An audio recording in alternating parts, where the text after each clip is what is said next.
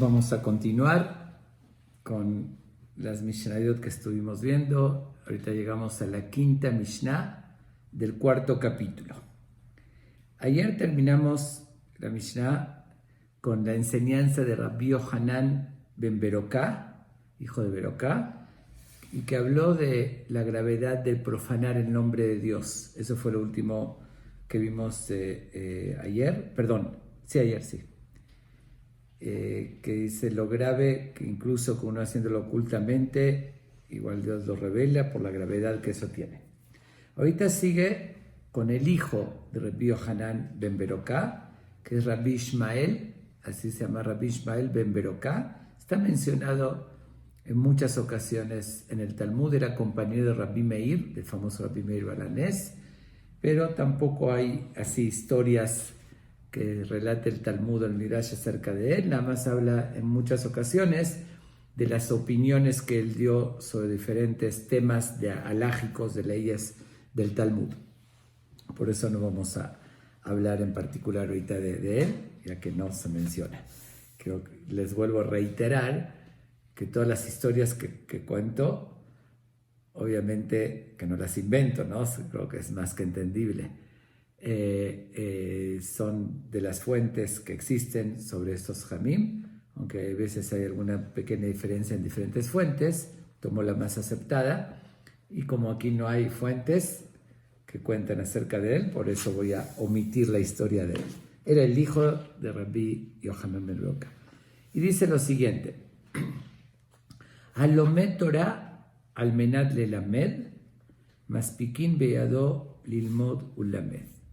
Aquella persona que estudia la Torah con la intención de enseñar, no solamente el estudiar, adquirir conocimientos, sino transmitir, guiar, ilustrar a los demás, entonces dice que Dios lo ayuda, dice que logre las dos cosas. Porque a veces uno con enseñar, si se dedica a enseñar, no va a tener suficiente tiempo él para estudiar. Entonces dice Dios lo ayuda a que se le facilite también su aprendizaje, que es el que le quede el aprendizaje, y además pueda enseñar también, que logre su objetivo. Hay diferentes también interpretaciones sobre esto. ¿Qué significa que su intención era para enseñar? Si se refiere a que es con un interés enseñar, o para tener, renombre, que es sabio, o para ganar dinero de esa manera transmitiendo. Hay quien lo interpreta que efectivamente, pero aunque no es lo correcto, que uno tiene que tener la intención idónea, que es por estudiar la Torah, que es algo sagrado, que es la guía de nuestra vida, que son las palabras de Dios, pero dice, a veces al principio uno tiene toda una motivación, aunque no sea la intención la más correcta, y después llegar a la intención pura de solamente estudiar y enseñar porque es la voluntad de Dios, porque eso es lo correcto. Esa es una explicación, pero la explicación más aceptada es otra. Es que realmente aquí se refiere a una persona que quiere cumplir el precepto de la Torah de transmitir. Y si nos ponemos a buscar en las fuentes de la Torah, todos conocemos la mitzvah tan importante de estudiar la Torah, pero en las fuentes no dice de forma explícita estudiar la Torah. Lo aprendemos de donde nos indica Dios que tenemos que enseñar. Como decimos, se las enseñarán a sus hijos para que hablen con ella. Y que dice, se los transmitirás a tus hijos y divartá, hablarás con ellos, que ahí se aprende que uno tiene que hablar de la Torah. Pero básicamente, todas esas fuentes que encontramos en la Torah hablan de enseñar, y por eso mismo uno no debe conformarse en limitarse a estudiar nada más para sí mismo, A veces uno puede encerrarse, agarrar libros, obviamente que eso tiene valor y tiene mérito, pero Dios nos pide otra cosa. Dios nos pide que transmitamos desde que se dio la Torá, hace más de 3.300 años, hasta hoy en día, la responsabilidad que tenemos y el legado es transmitirle a las siguientes generaciones que haya esos valores en el mundo, que las palabras de Dios estén en todos lados, que dice de enseñar y de guiar. Por eso uno no puede limitarse a solamente estudiar. Por eso dice, si uno tiene esa intención que es correcta, que es estudiar para enseñar, entonces Dios le facilita que lo que va a enseñar no lo obstruya, no le quite la posibilidad de mejor conocimiento o haga que no tenga el tiempo suficiente o que se le olvide. Que logre las dos cosas. Hay otro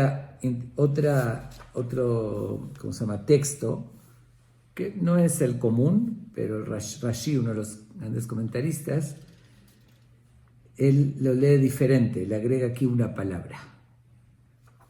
Dice que aquella persona que estudia nada más para un beneficio, lo interpreta así, al menad le lamed, nada más para enseñar y para ganar dinero de eso, dice, como un oficio, dice, en maspiken beado lilmodu lamed, dice al revés, agrega aquí una palabra, en maspiken beado, no le dan esa facilidad para que pueda estudiar, enseñar, porque su intención no es la correcta y no es negativa. La Torah no es un medio, como lo vamos a ver más adelante, en el final de la Mishnah, no es un medio, una herramienta para trabajo.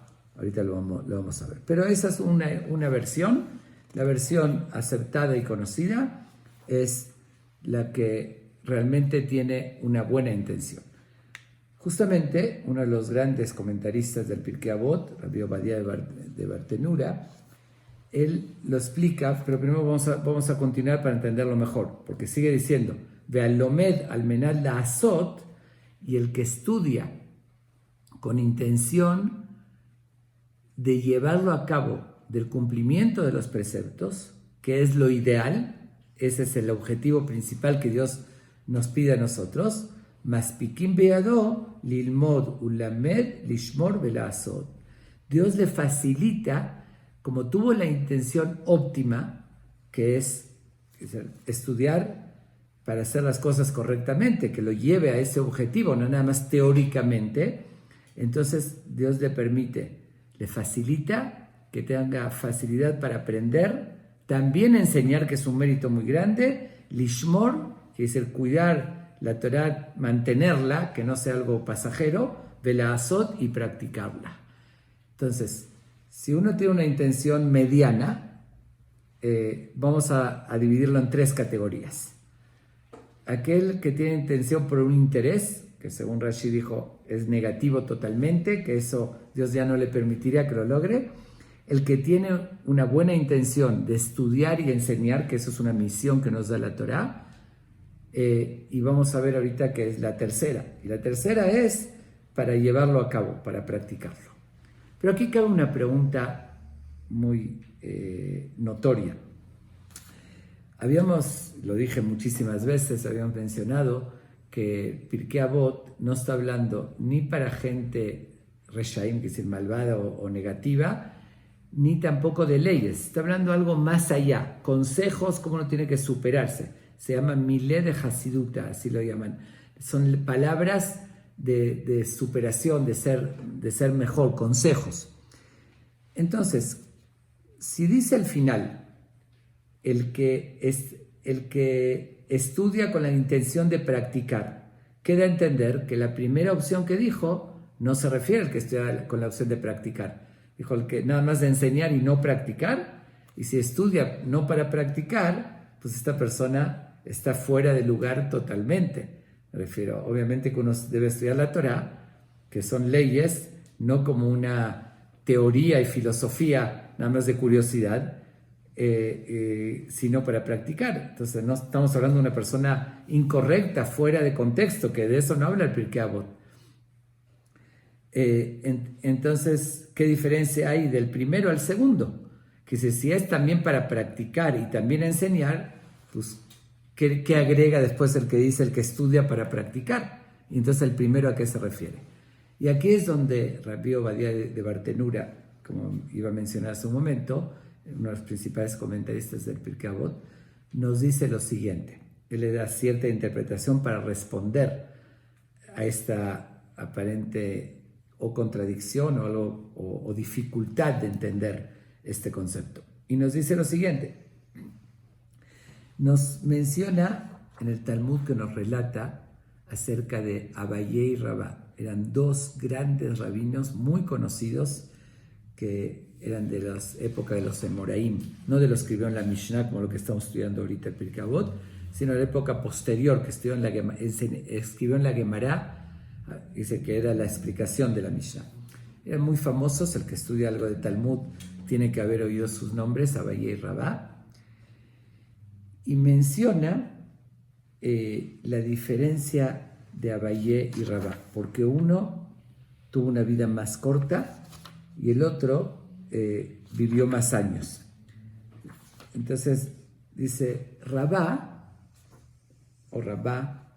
él estudiaba Torah y enseñaba, pero no se ocupaba lo suficiente de Gemilut Hasadim, que significa ayudar a los demás, buscar cómo ayudar, porque estaba metido en su estudio.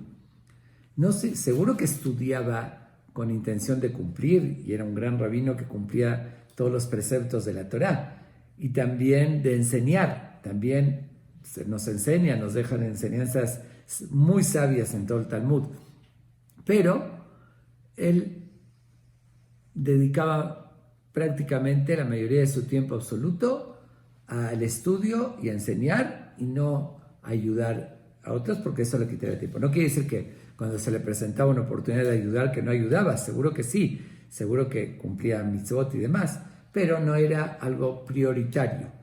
Y dice, y Abaye también estudió Torah, también enseñó, pero también se ocupó de Gemilut Hasadim como una forma, como algo prioritario, y por eso vivió más años. Dice, Dios lo premió, porque los dos venían, eran descendientes de Elí, que hubo sobre esa familia un destino que iban a morir jóvenes. Entonces, a pesar de eso, Abaye vivió más años porque se ocupó en Gemilut Hasadim. Así dice el Talmud, el Tratado de Rosh Hashanah, página 18. Y este Rabbi Obadiah de Bartenura explica de esta forma la Mishnah. Cuando dice el que estudia con la intención de enseñar, se refiere como Rabá. Obviamente de practicar, seguro que sí. Sin estudiar no puede practicar. Pero más al estudio y enseñanza que a buscar cómo hacer más méritos de ayudar a la gente y demás. Entonces dice, eso está bien, es una buena intención, le facilitan estudiar y enseñar. Pero el que estudia y va más allá, quiere también dedicarse al objetivo al final de la Torah, emular a Dios, como Dios ayuda desinteresadamente, también ayudar a los demás, a esa persona llega a un nivel superior y le facilitan, como Abaye, que también estudió, también enseñó, también lo protegió la Torah y también pudo llevar a cabo esa práctica. Okay. Esa es la primera enseñanza que lo enseña Rabbi Ishmael, hijo de Rabbi Yohanan, que fue el anterior. Ahora, por lo general siempre hay una relación, no es de forma absoluta, pero Rabbi Yehuda Nasi, que ordenó las Mishnayot, por lo general puso una detrás de la otra por alguna relación que hay entre una y la otra. Aparentemente aquí no vemos ninguna. Antes habló de profanar el nombre de Dios y de la gravedad, y ahorita está hablando de otro concepto. Pero sí se podría explicar que efectivamente aquí lo ordenó de esta manera porque sí hay una relación con la anterior. Es uno de los peores pecados, como yo lo mencioné, que existe en la Torah, es profanar el nombre de Dios. Va más allá que cualquier otra falta. Eso es dar mala imagen, desvirtuar, o más bien dar un mensaje negativo de las enseñanzas de Dios, ese es el pecado tal vez de los más graves que hay. Ahora, cuando uno ya lo hizo, prácticamente no lo puede corregir. Dejó una mala imagen, es algo que, como dije, una falta muy, muy grave. Lo único que sí podría hacer para amortiguar y para compensar un poco, aunque no pueda corregir lo anterior, es santificar el nombre de Dios, que es lo opuesto. Dice, para contrarrestar el profanar el nombre de Dios, la mejor manera es santificar. Entonces a eso se refiere esta Mishnah. ¿Cómo uno santifica el nombre de Dios? Es transmitiendo, enseñando los valores verdaderos de la Torah, guiando, iluminando, que la gente vea qué sabiduría tiene la Torah que Dios nos da, qué valores, qué guía para la vida, qué equilibrio en todo. Esa es la mejor manera de santificar el nombre de Dios. Y hay dos niveles. Una es estudiar y enseñar, y la otra todavía ir más allá y enseñar y actuar y ayudar a la gente. Esa es la mejor manera de santificar el nombre de Dios. Digan, mira, esta persona que tiene valores de la Torah, que tiene estudio, mira cómo ayuda a los demás, cómo hace el bien. Esa es la mejor manera de santificar. Entonces, por eso esa es la relación con la Mishnah que vimos ayer. Ok, esa es la primera parte de la Mishnah. La segunda parte sigue diciendo, y cambia aparentemente de tema, pero obviamente sí tiene una relación porque lo pone en la misma Mishnah. Dice Rabbi Tzadok Omer. Rabbi Tzadok decía. Rabbi Tzadok, ¿quién era? Algunos, si hay alguien que me está siguiendo todas las noches y prestó mucha atención o tiene buena memoria, lo vimos hace un tiempo, hablamos de este Rabbi Tzadok. Cuando hablamos de la historia de Rabbi Yohanan ben Zakkai, y lo voy a recordar por el que no lo tiene presente, para que veamos de quién está hablando aquí, quién era Rabbi Tzadok. Rabbi Tzadok estuvo en la época de la destrucción del templo, igual que Rabbi Yohanan ben Zakkai, era hasta mayor que él, era más anciano que él, y el Talmud dice acerca de él que estuvo en el Talmud de Tratado de Gitín, página 56. Digo las referencias porque a veces alguien quiere ver, si le interesa el tema y quiere ver en las fuentes, esas son partes del Talmud. En Tratado de Gitín, página 56, cuenta la historia ampliamente que este gran Ham Rabbi Tzadok era un santo, de verdad, era un santo. Dice, 40 años antes de la destrucción del templo, él ya supo que se iba a destruir. Estamos hablando del segundo templo. Todos los Jamim que hablamos en Pirkei Avot es del segundo templo. El primer templo eran profetas. Bueno, estuvo ayunando. Digo, no 40 años consecutivos, pero los 40 años prácticamente todos los días ayunaba. Y ayunaba y le pedía a Dios de corazón que se espere un poquito más, que todavía no mande ese decreto.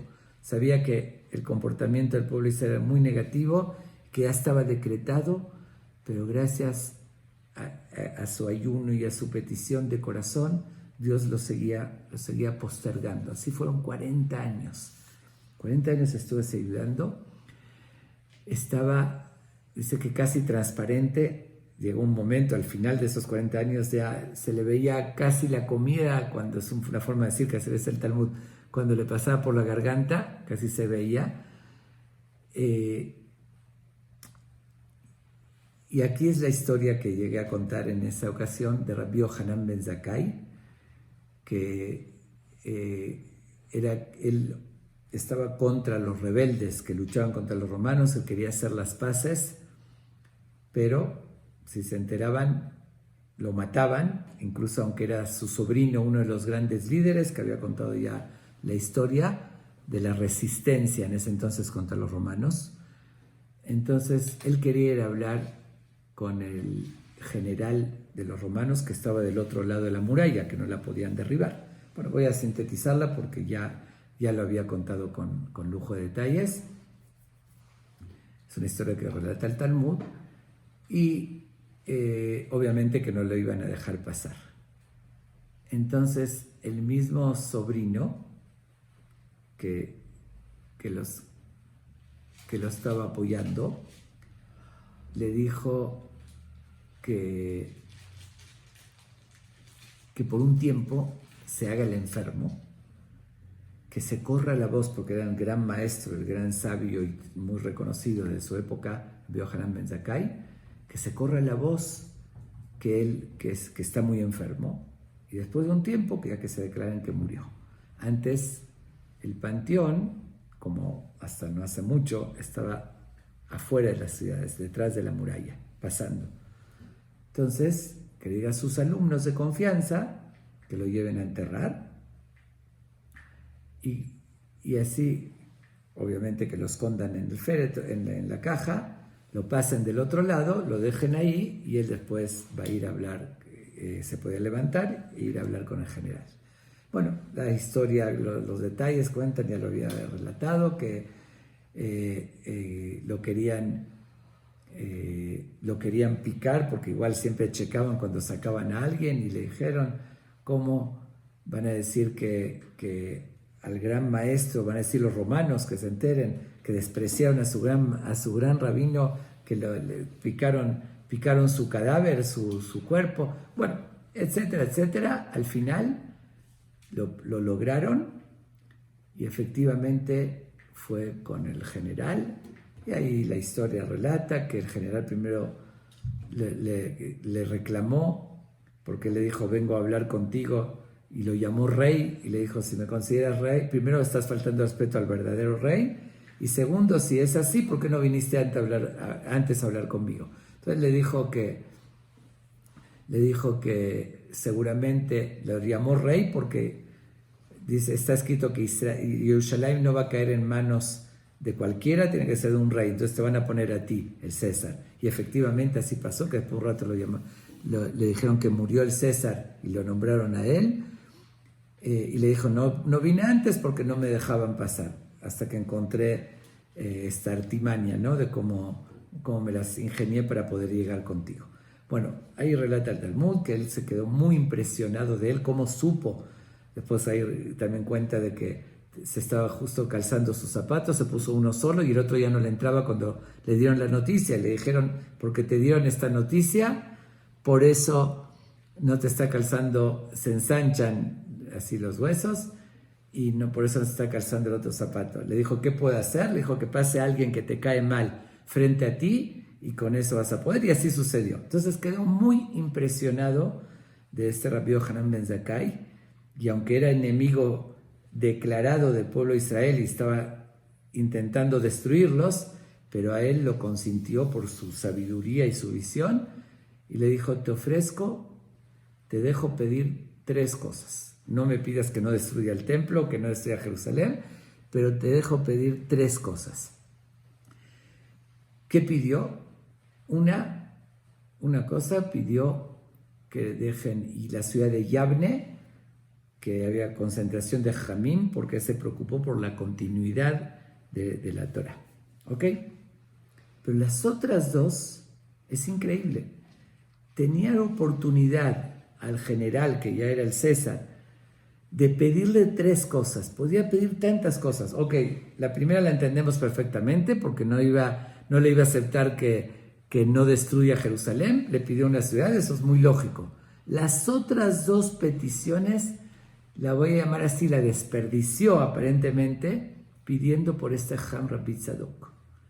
Pidió una, que a él no lo maten, que lo protejan, y la segunda petición, que sería la tercera, que le faciliten un doctor para curar a Rabbi Tzadok, que ya estaba un esqueleto, 40 años ayunando, eso fue el final. Y nos preguntamos, dice que cuando fueron los soldados a atenderlo y lo vieron, un esqueleto humano, le dijeron a Rabbi Tzadok, le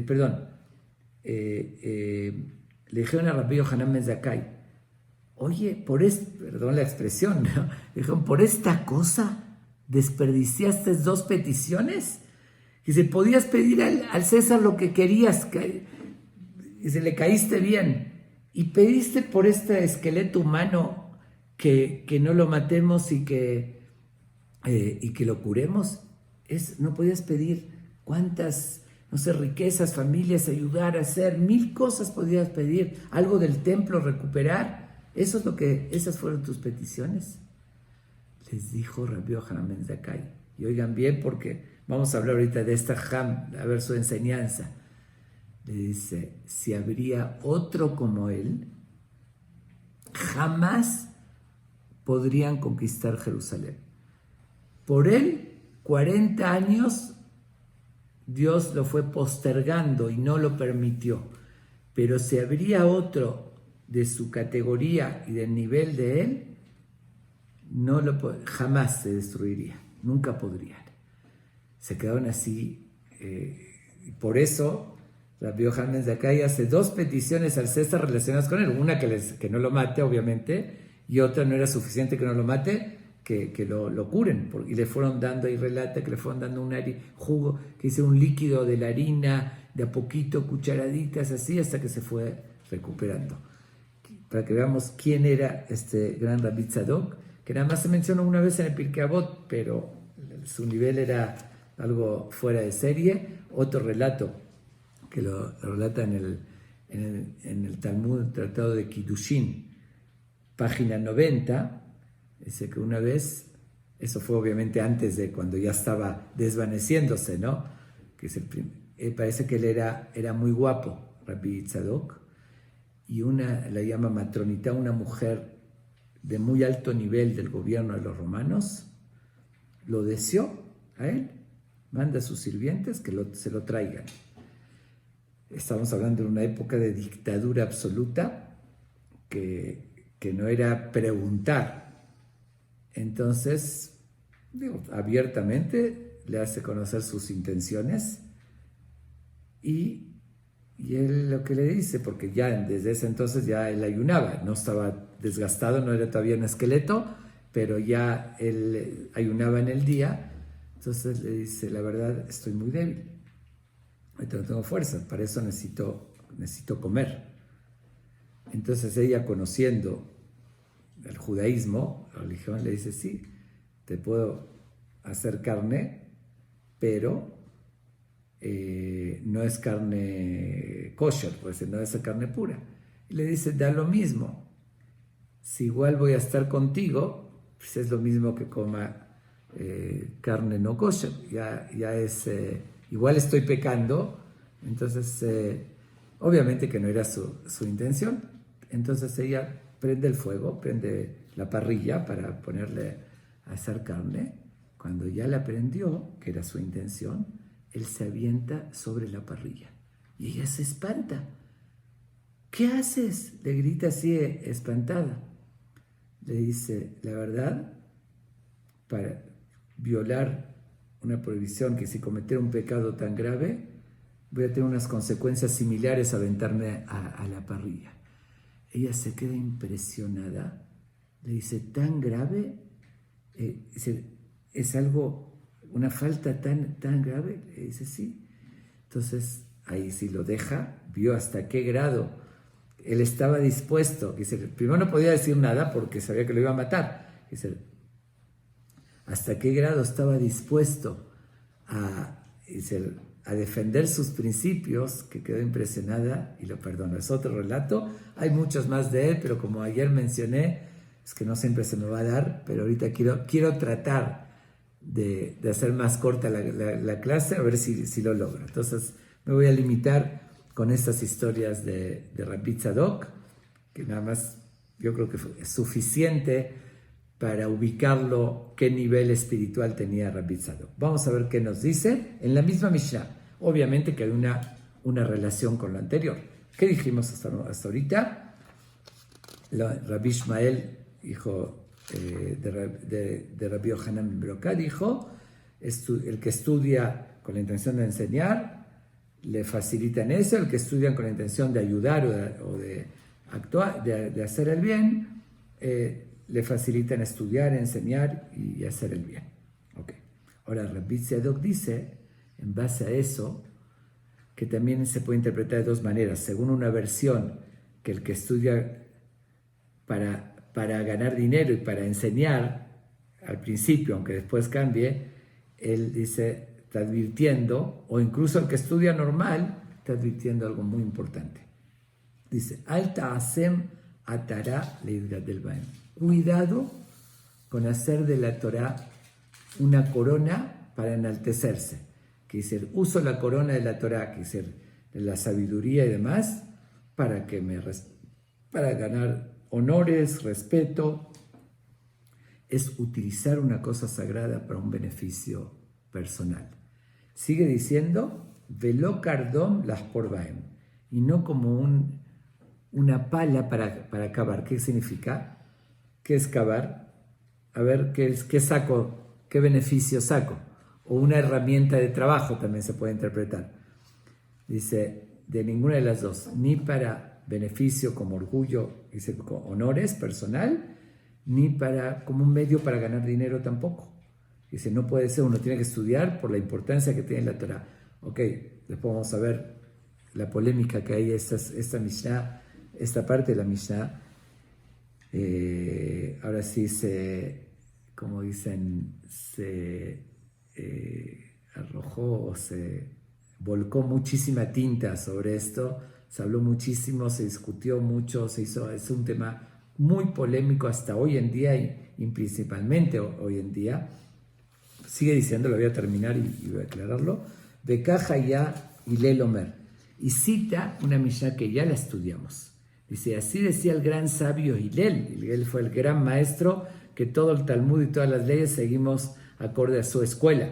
Dice, que por cierto, Rabbi Tzadok era alumno de Shammai, no de Hillel.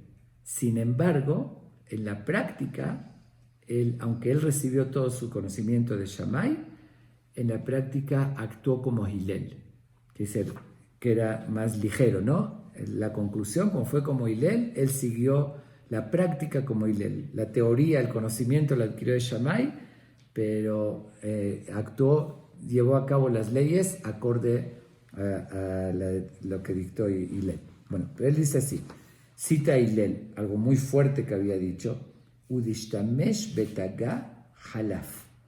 Aquel que utiliza la corona, así lo llama, tagaá, la corona de la Torá, halaf, dice algo muy fuerte. Halaf, en una interpretación es que hasta dejaría el mundo, que estaría perdiendo este mundo. Otra interpretación, halaf, es lahlif, de cambiar. Está cambiando sus intereses personales por la santidad de la Torah.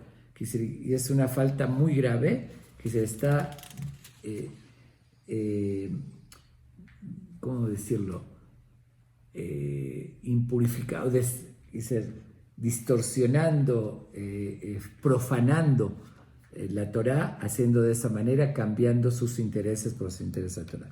Dice, Halamata, ¿de qué aprendes? Kola nene mi libre Torah, notel hayab min haolam. Toda aquella persona que se beneficia de la Torah, que dice que lo usa como un beneficio personal, está como que quitando su vida de este mundo, que dice perdiendo el valor de la vida y su misión en este mundo.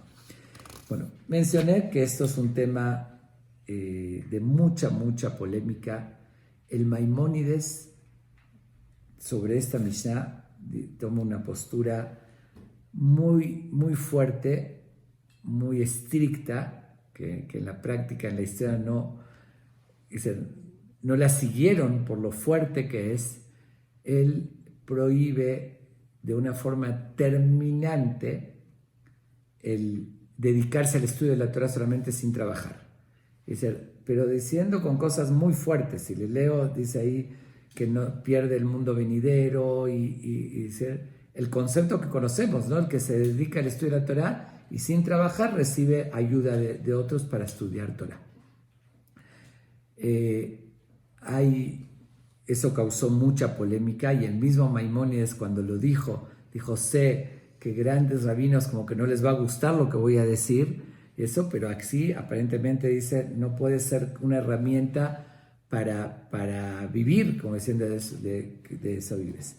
Sin embargo, hay otros que discutieron con el Maimónides y la verdad es que hay un famoso gran Ham también que estuvo después de Maimónides, se llama el Tashretz, que son las iniciales de su nombre, que él trae un análisis y yo creo que es el término más aceptado, como en todo. Dijimos, el mismo Maimónides nos enseñó al término medio, porque realmente la Torá exige que uno viva del sudor de su frente, que trabaje. Eso fue dicho desde la creación. Dios le dijo al primer hombre, con el sudor de tu frente comerás el pan, y eso es lo correcto, y está en el Talmud la obligación de enseñar a un hijo un oficio, y lo dice textualmente, que el que no le enseña es como hacerlo ladrón. Ya lo mencioné en otra ocasión. Hay varias misiones de Pirkei que dicen esta misma idea. Dice Torah inderejeres, combinar la Torah con el trabajo,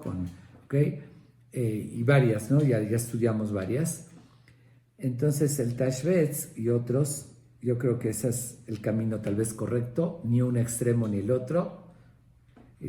Algunos dicen que por necesidad, para que no se pierda la Torá, entonces es mejor violar esto y recibir una ayuda con tal de poder seguir estudiando. Y realmente es lo que se dijo en las últimas generaciones, que los dirigentes grandes permitieron, como una situación de emergencia, que mejore el concepto que conocemos como abrej, es el de que el que estudia todo el día y recibe de tzedakah, de caridad, que el Maimónides lo prohíbe totalmente. Entonces algunos dijeron, ante una situación que fue en una época donde había mucha pobreza, persecuciones, y vieron el miedo, la amenaza que se pierda la Torá totalmente, porque si uno no tenía para vivir, entonces no podía dedicar a estudiar, no podía combinar las dos cosas. Entonces dijeron que es mejor hacerlo así. Realmente lo que dice Tashretz es algo intermedio. Dice, ni vivir solamente de eso, que dice que uno tiene que tener otra fuente, pero ni tampoco que en ninguna ocasión, porque si no, no habrían dirigentes espirituales, ni jueces, ni dayanim, que hicieran nadie, porque uno no podría dedicarse a ser un dirigente, como un rabino o un dayan que tiene que juzgar y tiene que dedicarse y estudiar y analizar y dedicarse con mucha entrega, no tendría tiempo para trabajar. Entonces dice, si uno está dando un servicio, beneficiando, orientando, guiando a una comunidad o un juez que está juzgando, haciendo cualquier área, ¿no?, de un juez, entonces ahí se aplica otros conceptos que dice en el Talmud, que incluso liberaban de pagar impuestos en los tiempos que pagaban impuestos en Israel, le daban muchos beneficios para que pueda llevar su labor correctamente, tener el tiempo y la dedicación, y al revés, tenía que tener un lugar y una imagen muy elevada. Dice, por eso tenía que vivir bien, con altura, con dignidad, todo para que lo respeten. Entonces, yo creo que es lo más aceptado. Ni lo que dice el Maimónides, que no tener de ninguna manera ningún beneficio, aunque igual el que está enseñando, porque el Maimónides dice ni enseñando ni nada, no recibir dinero por eso, pero el que está enseñando se le paga, eso sí el Maimónides lo acepta, se le paga por el tiempo, no por lo que enseñó Torah. No se puede vender la Torah, no se puede recibir un beneficio porque te estoy enseñando Torah, porque eso es una mitzvah, es una obligación de enseñar Torah. No es por eso, sino es por el tiempo. Como uno dedicó el tiempo, podía hacer otra cosa, entonces se le paga por el tiempo. Y por otra parte, si uno tiene un puesto, una función, como dije, de rabino, de dayan, ahí sí es lo que dice el Tashretz, que ahí no entra eso.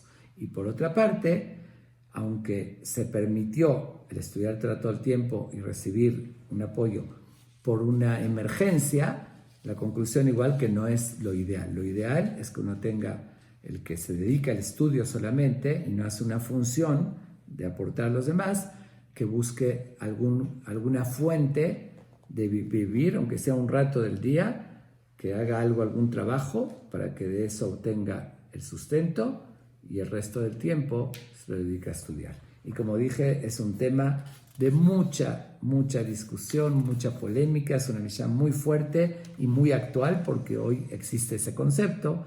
Entonces hay discusiones e interpretaciones. Pero seguro que lo ideal es estudiar lo que más uno puede, dedicarse a lo espiritual, pero vivir con el sudor de su frente, con el propio esfuerzo de uno. Okay, con esto concluimos.